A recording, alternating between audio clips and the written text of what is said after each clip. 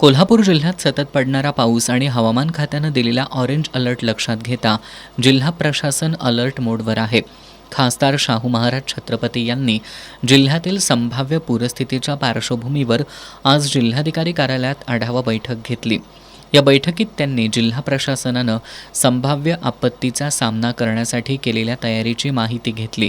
यावेळी खासदार शाहू महाराज छत्रपतींनी पूरबाधित क्षेत्रातील नागरिकांनी प्रशासनाच्या सूचनांचं पालन करावं असं आवाहन करत पुराचा फटका बसणाऱ्या भागातील लोकांच्या स्थलांतरणासाठी प्रशासनानं आवश्यक ती तयारी केली असल्याचं सांगितलं.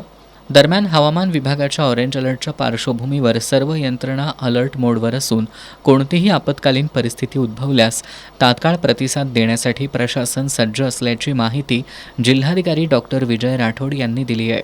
जेव्हा इशारा पातळी प्राप्त व्हायच्या अगोदरच आम्ही सगळ्या यंत्रणेला सूचना दिलेल्या आहेत की आपण जर शिफ्ट करायची गरज पडली तर त्याची काय सुविधा केली पाहिजे, काय व्यवस्था केली, सगळ्याची तयारी झालेली आहे. आज रोजी पंचगंगेचं पाणी शहर एरियामध्ये नदीपात्राच्या बाहेर आलेलं आहे, परंतु कोणत्याही रहिवासी भागामध्ये अफेक्ट झालेलं नाही किंवा कुणालाही आपल्याला शिफ्ट करायची आज गरज पडलेली नाही.